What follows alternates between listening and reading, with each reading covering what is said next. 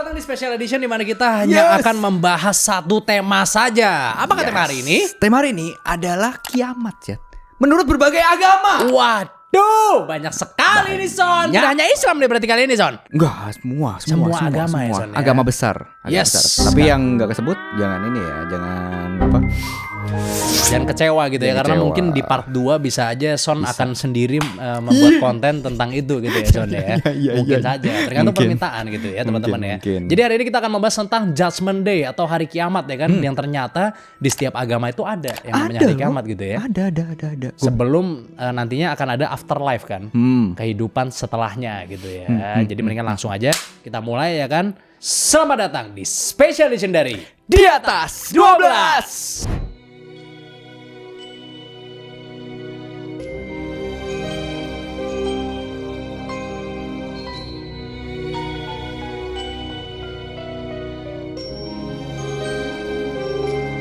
Oke, yang pertama gue pengen ngomongin tentang kiamat dalam Islam nih Son, Oke. ya kan? Jadi kiamat dalam Islam itu sering diibaratkan sebagai hari pembalasan atau ujian akhir katanya. Nah, oke. Jadi yang akan terjadi nih di hari kiamatnya Islam itu satu alam semesta itu akan hancur semua sebelum akhirnya manusia dibangkitkan kembali Son. Sekarang kita mulai dulu dari tanda-tanda sebelum terjadinya hari kiamat ya Son. Di dalam Islam tanda kiamat itu dibagi jadi dua Son. Pertama tanda kecil yang sebenarnya sekarang udah banyak terjadi gitu ya. Contohnya nih seperti yang pertama waktu tuh terasa semakin cepat. Lu ngerasa waktu semakin cepat nggak main di sini? Lumayan sih. Iya kan? Lumayan. Belum apa-apa udah kepala 3 gitu maksudnya. Terus habis itu tanda-tanda kiamat yang selanjutnya itu adalah orang pada berlomba-lomba untuk membangun gedung tinggi Son. Sampai akhirnya ilmu agama tuh dianggap tidak penting lagi udahan. Nah itu kita juga sudah menuju ke sana kayaknya ya. Maksudnya pelan-pelan orang makin kesini orang-orang tuh semakin ngejar dunia doang gitu maksudnya ya kan. Kerjaan apa ya kan. Iya. Tapi agamanya semakin dilupakan gitu. Dan sepertinya ya negara Konoha ini memang pengen dibikin sekuler Son, jujur aja ya kan. Sepertinya kalau menurut saya ya. Menurut keyakinan saya. Tapi kita nggak tahu ya. Mudah-mudahan jangan sampai lah. Iya. Tetap agama adalah bagian penting dalam hidup kita, bener nggak? Apalagi kemarin ada yang ngomong ya, yang apa? Kalau ngejar duniawi nggak perlu doa katanya. Saya nggak tahu sih itu. Kemarin saya baru lihatnya tuh yang ribut-ribut soal barang Amerika katanya kalau mau masuk halal apa nggak usah pakai halal katanya. Oh iya. Tahu nggak? Iya. Ya kan, nah itu kemarin tuh ribut-ribut yang saya denger gitu. Terus yang kedua itu ada tanda besar atau biasanya orang sebutnya kubro gitu ya. Nah kalau ini tuh bener-bener tanda-tanda yang sangat jelas Son, dimana akan turun seorang dajjal, yaitu adalah sebuah makhluk yang sangat lihai dalam menipu. Terus habis itu akan turun Nabi Isa ke bumi, atau kalau di agama Anda mungkin Yesus disebutnya ya, untuk mengalahkan dajjal tersebut Son. Terus habis itu bakal muncul sebuah bangsa yang namanya Ya'juj Ma'juj, yang waktu itu kita sempat bahas juga di video bersama Ustaz Felix, silakan nonton lagi. Hingga matahari yang terbit dari sebelah barat Son. Oh. Kan biasanya dari timur. Iya. Setelah tanda-tanda ini terjadi, akan terdengar sebuah tiupan dari alat instrumen musik gitu yang bernama sangkakala Son. Trompet itu ya. Trompet kayak trompet gitulah. Itu ditiupnya oleh malaikat Israfil. Begitu tiupan pertama dibunyikan Son, seluruh alam semesta akan hancur. Gunung-gunung akan berhamburan seperti kapas katanya. Planet bertabrakan dan semua makhluk hidup mosing Son di tengah-tengah. Semua makhluk hidup mati katanya. Iya. Terus habis itu di tiupan kedua Son, semua manusia dari zaman Nabi Adam sampai manusia yang terakhir itu bangkit lagi Son dari kubur. Dan hidup kembali gitu. Semuanya. Emang Cukup SDA kita sih. kan atas kehendak Allah apa yang gak cukup? Iya ya. Emang ada yang gak cukup atas kehendak Tuhan Son? Nggak ada sih. Nggak ada dong, gimana sih ada? Tapi kayak tiupannya itu, maksudnya nadanya itu dideskripsikan nggak sih di kitab gitu? Vuvuzela kalau nggak salah. Nggak, bukan. Nggak ada. Kan kayak kan oh, orang ada, mungkin ada. Kan orang Ada. belum tentu tahu kan emang nadanya kayak apaan, tiba-tiba trompet apa gitu. Kalau Anda dengar Anda pasti tahu pasti. Oh gitu, Nanti, langsung iya. kayak zuk gitu. Mungkin karena ya mungkin di dalam hati ada getaran atau apa gitu kan. Dan suaranya mungkin semua orang dengar kan, satu bumi kan. Iya. Alat musik apa yang semua orang bisa dengar satu bumi juga ya kan. Terus akhirnya nih setelah semua manusia itu dihidupkan kembali, mereka dikumpulkan di padang mahsyar Son namanya. Itu merupakan sebuah padang yang sangat luas, bahkan lebih luas dari pagi sore Son padang ini. Salah ya. Di sini suasananya sangat menegangkan Son. Terus habis itu matahari juga sangat dekat sekali di atas kepala kita. Kalau nggak salah 1 jengkal deh di atas kepala. Hah, matahari? Iya. Dan pada saat itu belum di-acquire oleh juga matahari Son.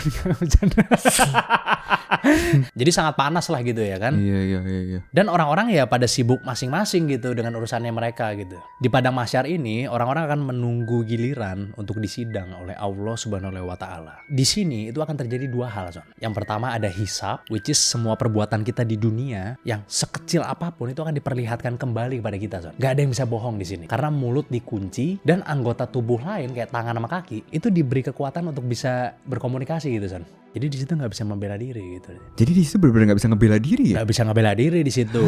Kecuali yang bisa gini katanya. Hah? Ngapain itu? Itu ngapain? Yang bisa gini-gini. Ngapain itu?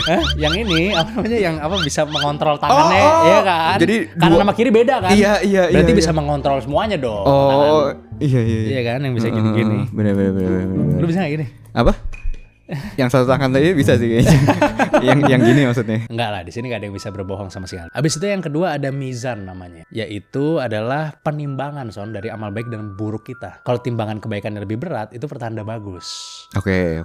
Tapi kalau sebaliknya, Anda akan terkena malapetaka berarti Son. Abis ditimbang, kita akan berjalan melalui sebuah jembatan yang namanya Sirotol Mustaqim. Jadi jembatannya itu bener-bener tipis banget Son, kayak satu helai rambut dibelah 7 ya kan. Terus kita disuruh nyebrangin itu, bawahnya tuh neraka Son. Buset. Kalau lu jatuh, ya lu jatuhnya ke neraka gitu. Lah, itu tapi kalau lu berhasil, lu bakal masuk surga. Gimana cara berhasilnya? Kan tipis banget. Nah, ini dia uniknya Son. Jadi kecepatan orang bisa lewat sini berhasil apa enggak, itu tergantung amal ibadahnya Son.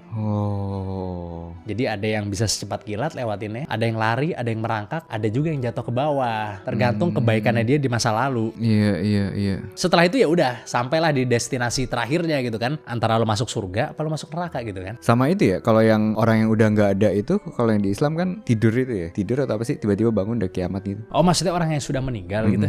Orang yang sudah meninggal kan dia pasti akan melalui fase alam kubur dulu kan. Iya itu ya. Jadi setelah orang meninggal, dia akan tinggal di alam kubur dulu ya kan. Nah, itu tergantung amalannya dia deh. Kalau misalnya dia baik, ya dia bakalan cepat ngerasanya tuh di situ. Iya. Kalau dia jahat, dia bakal disiksa di situ. Jadi pas bangun udah di padang mahsyar itu ya. Iya.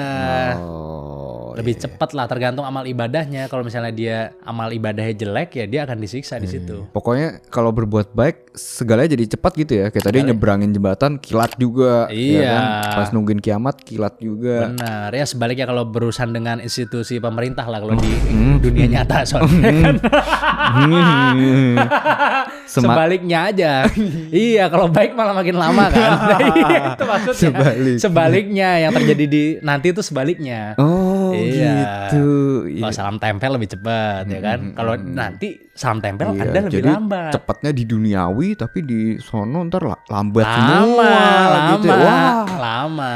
Iya. Tapi kok nanti suka milih yang lebih cepat gitu kadang-kadang sih? Oh iyalah pasti harus lebih cepat di akhirat maksudnya kan. Oh, di akhirat. Di akhirat, iyalah. Iya. Kan? Tapi memang namanya hidup di dunia kan hidup bersosialisasi harus bisa ngelobi orang juga maksudnya gitu. Tapi dengan skill ya. Dengan skill dan tidak kotor pokoknya. Iyalah. Yang legal-legal aja. Iya benar. Nah sekarang lanjut ke agama gue nih Syat, Kristen, Protestan. Jadi kalau dalam Kristen itu kiamatnya itu bukan kayak hancur total semua selesai gitu, tapi lebih ke graduation gitu Syat. Kayak lulus-lulusan lu. Sama kayak perbaikan besar-besaran juga lah. Sudah terjadi berarti kiamat menurut Kristen di Indonesia tiap setahun sekali enggak? Kan perbaikan besar-besaran di pinggir jalan. Itu kan proyek. Ini kan keseluruhan, bukan proyek. Bukan salah satu proyek ini bukan. Jadi ibarat nih kayak kalau konspirasi nih Great Reset. Jadi semuanya di reset ulang nih. Bikin yang baru gitu loh. Oh berarti bakal ada dunia baru gitu ya? Jadi sebenarnya sama kayak di Islam itu tadi kan muncul kayak tanda-tanda juga kan. Jadi kalau di Kristen itu sebelum kiamat dunia itu akan semakin kacau. Alkitab bilang akan banyak kayak bencana alam, perang, dan orang-orang jadi lebih egois gitu. Abis itu banyak muncul kayak nabi-nabi palsu. Di Islam juga ada ya kayak gitu ya, nabi-nabi palsu ya. Yang Dajjal tadi itu sebenarnya. Oh itu ya berarti ya. False prophet. Karena dia ahli dalam menipu kan. Iya. Dan ini kurang lebih sama nih. Dan nanti Dajjal dan Nabi Isa itu sama-sama mencari pengikut gitu. Dua-duanya sama-sama mencari pengikut, tapi yang satu pakai cara kotor, yang satu pakai cara bersih gitu. Tapi kayak bakal ada skenario salah satu menang gak sih? Kayak misalnya, oh ternyata skenario Dajjal yang menang. Ya harusnya sih Nabi Isa yang menang.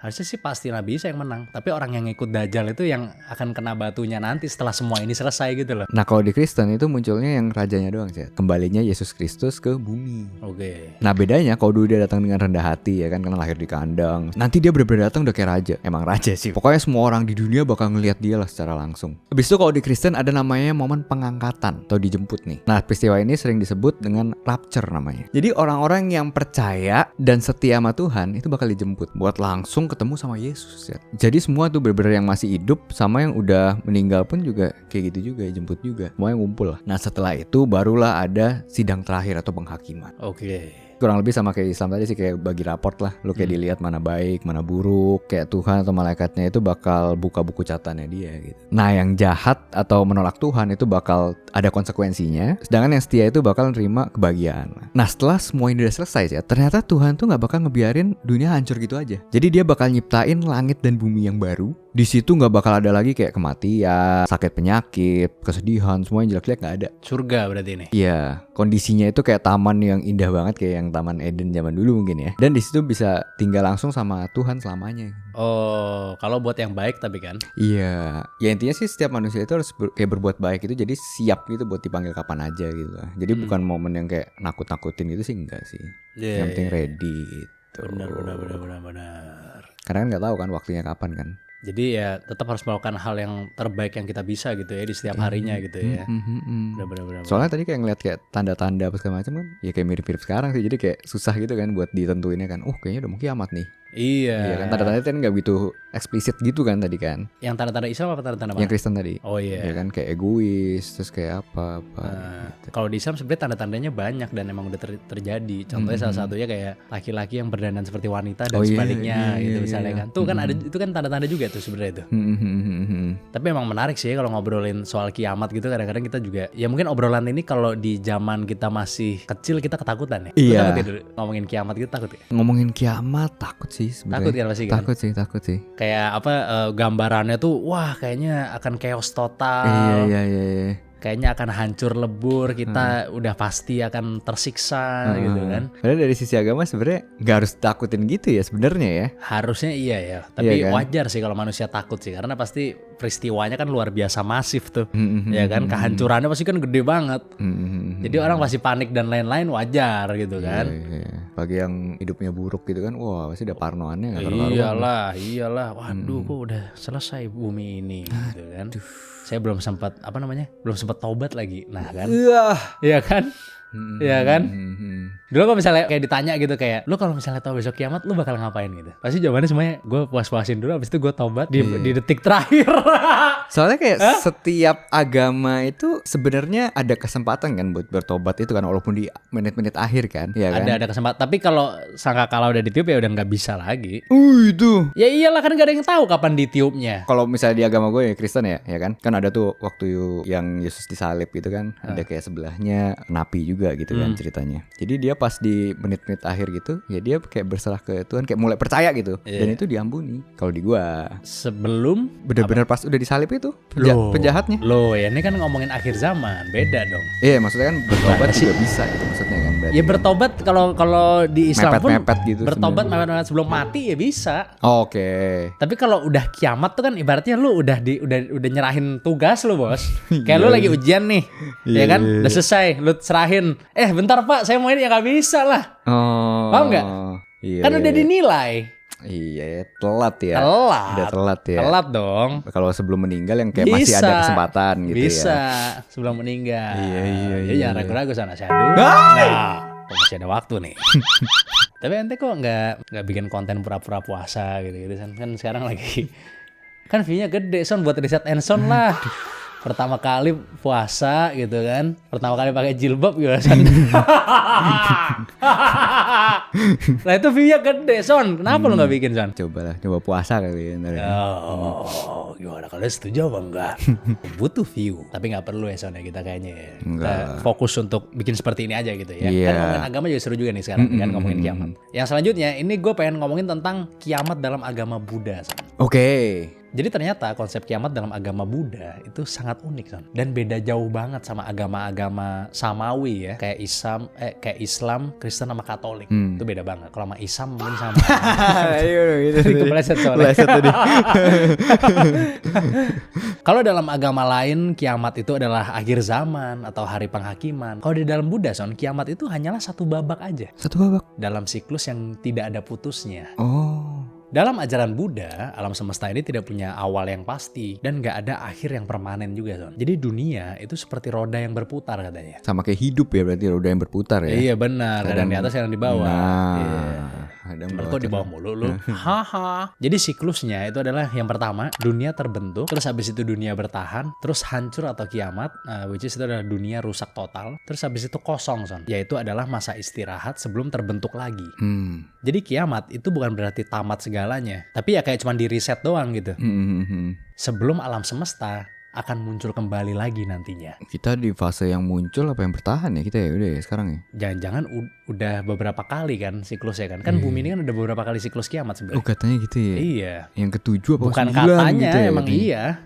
Emang udah berkali-kali dari zaman dinosaurus dulu, terus sebelumnya lagi. Iya, udah berkali-kali bumi ini. Sekarang kita ngomongin soal penyebab kiamat menurut kepercayaan Buddha ya. Jadi penyebab kiamat itu bukan karena kemarahan Tuhan katanya. Jadi kiamat di dalam Buddha itu terjadi karena hukum anika katanya, atau ketidakkekalan. Karena segala sesuatu yang terbentuk itu pasti akan hancur di endingnya.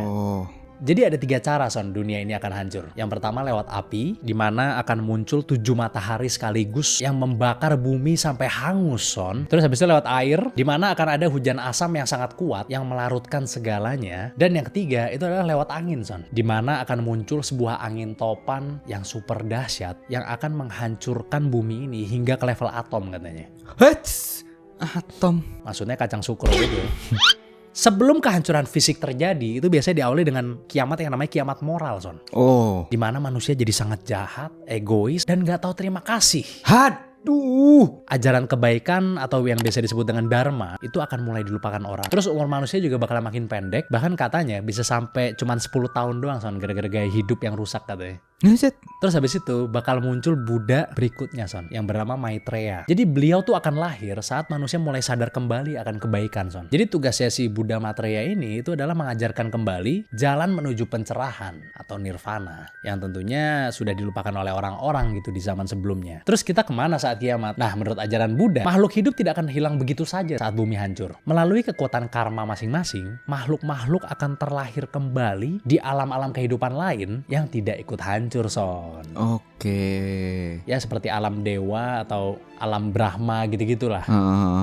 Beda alam udah berarti Beda ya. alam udahan. Setelah dunianya terbentuk lagi, mereka bakal turun lagi Son ke bumi Son. Entah sebagai manusia atau sebagai makhluk lain. Mungkin ini tergantung karmanya juga di masa lalu. Iya. Jadi kesimpulannya di dalam Buddha, kiamat itu mirip-mirip seperti tidur lalu kemudian bangun lagi gitu. Jadi dunia hancur karena sudah waktunya, terus bakal muncul lagi ntar dunia yang baru gitu. Wah tapi itu sih orang udah sampai di alam-alam yang dewa, otomatis kan pasti bagus ya segala macam kan. Dia suruh balik lagi ke bumi gitu kan, susah-susahan lagi. Ya bisa aja sih, tergantung sih. Mungkin kalau amalannya baik di alam dewanya enak kali mungkin.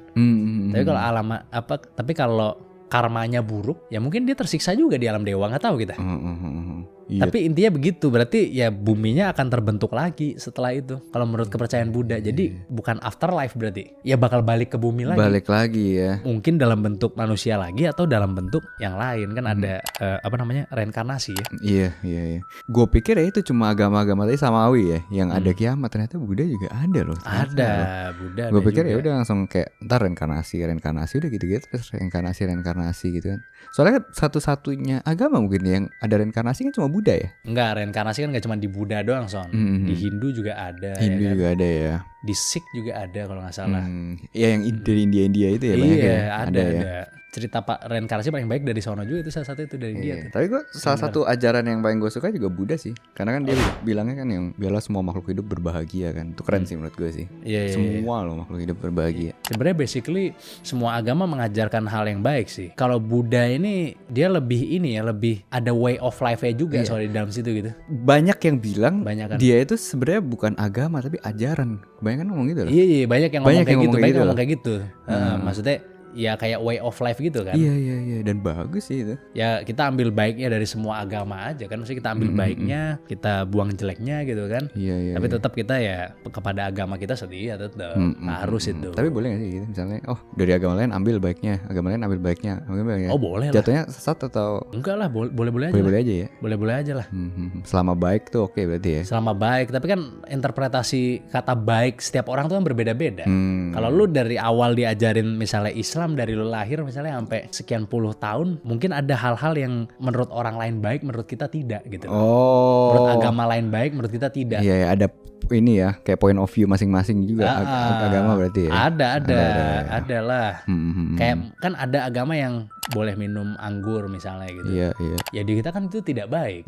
Ya jangan diambil gitu maksudnya, paham kan? Iya. Tetap dengan landasan yang sama. Tapi kan tidak memabukkan. Iya. Enggak lah, nggak boleh lah. Stop. Iya. Jadi setetes pun nggak boleh gitu. Setetes pun nggak boleh. Iyalah. Iya. Kan nanti kalau misalnya nggak apa-apa kan, yang penting nggak mabuk, nanti ada orang toleransinya tinggi misalnya nggak mabuk minum terus nanti dia. Gue 5 shot gak pernah mabok gitu kan. Nah. Ya kan. Apalagi kalau ladies night ya Son. Tidak. Tapi unik juga ya berarti kalau gitu di Buddha. Jadi alam selain buminya itu hanya sementara doang berarti. Iya. Iya kan. Cuma transit aja. Transit doang ya berarti ya. Iya. Kalau di Islam sebaliknya justru bumi ini yang sementara. Alam yang nanti itu yang kekal justru. Mungkin selama-lamanya sih harusnya sih. Selama-lamanya. Bedanya kalau di Buddha itu kan dia percaya banget karma kan.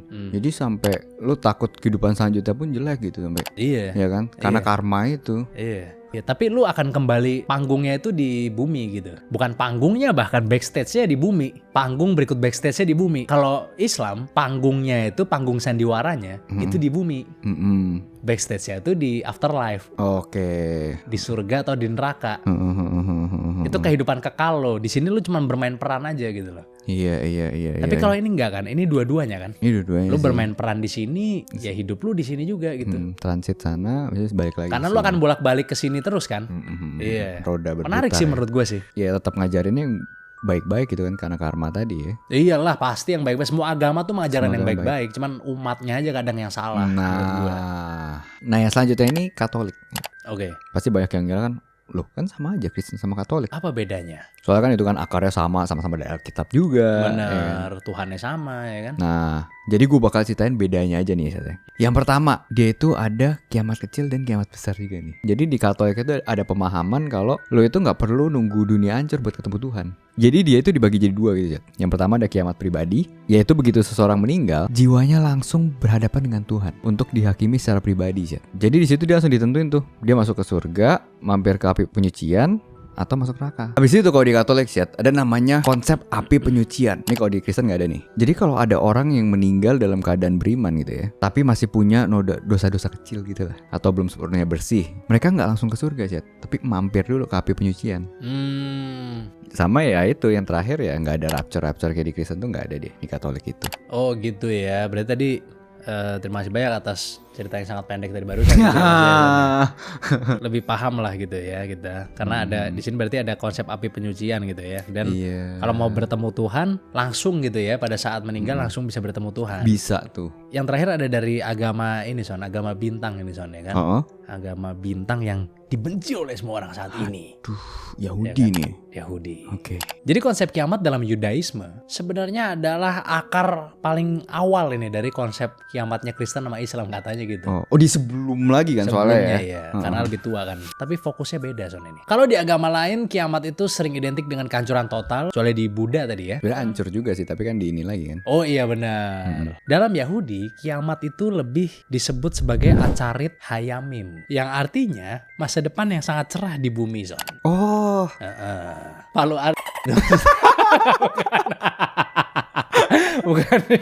Bukan ya. Acarit hayamim Son. Tadi ya salah. Iya. Jadi yang pertama, bumi itu kan kedatangan seorang Mesiah ya kan. Yaitu adalah seorang pemimpin besar yang diutus oleh Tuhan. Siapa dia? Nah, dia ini bukan Tuhan, tapi manusia biasa yang sangat bijak dan taat Son. Mungkin agak mirip-mirip sama Nabi Isa kali ya Son. Iya, iya, iya. Jadi tugasnya dia itu adalah mengumpulkan seluruh orang Yahudi untuk kembali ke tanah Israel, Son. Tanah perjanjian ini ya. Benar, tanah yang dijanjikan. Tanah yang dijanjikan. Ya. Lalu kemudian membangun kembali Bait Allah di Yerusalem. Nah, itu dia makanya sampai sekarang berkonflik kan tanah yang dijanjikan ini ya kan. Lalu kemudian dia akan membawa perdamaian di dunia ini Son. Jadi nggak ada lagi perang dan kelaparan. Tapi sebelum masa damai itu datang, dipercayai akan ada masa sulit atau perang besar yang disebut perang Gog and Magog. Oh, oke. Nah, ini adalah ujian terakhir nih bagi manusia. Ini sama kayak Yajuj Majuj itu ya, Gog Magog ya. Yajuj Majuj dan Gog and Magog sama. Tapi ternyata perang tersebut itu bukan untuk menghancurkan bumi, Son. Melainkan untuk menunjukkan kekuasaan Tuhan kepada seluruh manusia. Sehingga semua orang akhirnya mengakui Tuhan yang cuma satu ini. Lalu abis itu kita akan masuk ke fase selanjutnya, di mana fase ini bernama Tikkun Olam, yaitu dunia yang diperbaiki. Jadi di dalam Yahudi, kiamat itu bukan berarti manusia itu akan pindah ke langit atau surga yang jauh. Justru buminya inilah yang diperbaiki. Jadi masa ini itu disebut sebagai Olam Haba atau dunia yang akan datang. Di masa ini sifat buruk manusia itu akan hilang dan semua orang itu akan bisa hidup dalam harmoni. Lalu kita akan masuk ke fase yang selanjutnya, yaitu Tahyat Hametim atau kebangkitan orang yang sudah mati. Jadi Yahudi juga percaya kalau di akhir zaman nanti orang-orang yang udah meninggal itu bakal dihidupin lagi kembali secara fisik. Tubuh dan jiwa akan bersatu kembali untuk menikmati dunia baru yang damai tadi. Yang ini merupakan bentuk keadilan gitu bagi mereka yang udah berbuat baik selama hidupnya, tapi mungkin belum sempat ngerasain dunia yang damai. Sekarang kita masuk soal nerakanya nih ya Son. Berbeda dengan konsep agama lain, dalam pandangan Yahudi nggak ada tuh neraka yang jadi tempat penyiksaan selamanya. Adanya ya tempat pembersihan jiwa, mirip sama api penyucian tadi. Yang namanya Gehinom. Tapi biasanya maksimal cuma 12 bulan doang, Son. Setelah dicuci bersih, jiwa tersebut tuh akan ikut merasakan kebahagiaan di dunia yang akan datang nantinya. Jadi bagi orang Yahudi, kiamat itu justru adalah era keemasan gitu. Jadi malah jadi enak gitu hidupnya. Apalagi orang Yahudi kan terkenal kan kesannya kayak terlihat tersiksa mulu kayaknya kan. Mereka merasa di hidup itu adalah siksaan gitu loh. Kalau misalnya gue lihat tuh, kalau lihat Juju itu. Kalau dengerin tadi ya, kayak mereka masih ngotot tentang tanah yang dijanjikan, lumayan make sense sih setelah denger tadi ya lu ngomong ya. Karena kan kayak tadi kan sebelum itu mereka ngalamin perang dulu ya kan. Terus kayak setelah dapet tuh ngebangun tadi Bait Allah di Yerusalem, langsung terjadi loh perdamaian. Gak ada lagi perang dan kelaparan gitu kan tadi kan. Tapi kan yang diambil kan bukan Yerusalem doang. Iya sih, maksudnya kan Israel ya tadi ya kan. Israel. Cuma yang ya diambil kan banyak. Oh, yang diambil banyak gimana? Yang diambil banyak bukan Yerusalem doang kan? Enggak, Israel kan tapi kan. Israel iya. Di Israel kan. Iya di Israel. Anggapannya setelah mereka dapat Israel itu ya kan, satu nih ya menurut mereka, menurut keyakinan mereka kan setelah itu ya damai gitu ya, dan gak ada lagi perang dan kelaparan kan tadi ngomong. Kan tanah yang dijanjikan itu ya tempatnya Israel sekarang itu sebenarnya kan. Iya kan. Tapi sebenarnya kan lebih ke Yerusalemnya doang. Yerusalem yang bangun Bait Allah tadi ya kan. Oh iya, tanah yang dijanjikan tuh semua yang ada di Israel ya. Kesana kan kenapa mereka masih ngotot, karena kalau udah terjadi tuh ya udah menurut mereka itu udah terjadi perdamaian, setelah itu nggak ada lagi, udah nggak ada perang lagi, nggak ada kelaparan lagi menurut mereka ya kan, menurut keyakinan mereka kan. Ya mungkin menurut mereka seperti itu. Makanya gitu. masih ngotot itu kan sebenarnya. Iya pasti ya ada hubungannya dengan agama yang pasti. Kenapa mereka milih tempat di situ, karena pada saat zaman dulu Inggris sudah menawarkan banyak sekali tempat lainnya selain tempat di situ, tapi mereka ngotot buat di situ dan mereka tidak mau hidup berharmoni juga, which is kalau memang mereka merasa oh ini tanah yang dijanjikan, kan mereka kan pendatang, ya udah hidup yang harmonis aja. Maksudnya bareng sama yang lain. Iya gitu bareng ya? Sama yang lain kan bisa. Nggak mesti kayak ditendang keluar gitu. Iya nggak mesti kayak harus ada satu agama di sini gitu. Iya kan nggak mesti begitu. Dirangkul semua lah anggapnya buat dia tetap stay di situ ya. Iya karena di Palestina ada orang Yahudi juga bos. Tapi apakah mereka tuh sebenarnya mau loh harmoni di situ? Cuma ya nggak boleh ke situ aja gitu? Apa gitu? Yang lainnya nggak mau. Enggak lah. Enggak, loh, Yahudi kan datang ke situ kan karena diuber-uber sama Hitler itu awal mulai. Dari Jerman, dari Poland, dari mana ya kan, dia naik kapal situ desek-desekan, terus kan diterima sama orang-orang Filistin dulu bilangnya. Diterima, datang disambut dengan baik di situ. Oke. Tapi ternyata ya disalahgunakan kebaikan itu. Gitu, diambil tanahnya. Jadi menurut saya ya karena memang bangsa itu sendiri yang tamak dan maruk dan ini memang terkenal otaknya culas gitu. Terkenal itu. Ya kan, jadi makanya terjadi seperti ini gitu loh. Iya. Padahal sebenarnya ya kan bisa hidup berharmoni sebenarnya kalau misalnya dia mau gitu. Kalau dulu maksudnya sebelum ada ini semua dia hidup berharmoni kan bisa aja dia memutuskan untuk hidup berharmoni gitu ya. Walaupun sebenarnya emang soal masalah ini itu emang udah diramalkan emang akan ada sampai akhir zaman. Udah diramalkan itu akan ada sampai akhir zaman masalah tentang Palestina Israel ini. Iya. Jadi pasti akan terjadi anyway gitu. Gitu teman-teman. Oke deh kalau gitu. Terima kasih banyak buat kalian semua yang udah nonton ya kan. Thank you so much. Kalau kalian suka dengan topik seperti ini langsung aja tulis di komen gitu ya karena kita butuh baca feedback dari kalian gitu ya teman-teman ya. Jangan lupa selalu komen, like, dan subscribe video kita. Jangan lupa juga join member dan Discord, link di deskripsi semua. Yes, sampai jumpa di special edition selanjutnya dari Di Atas 12.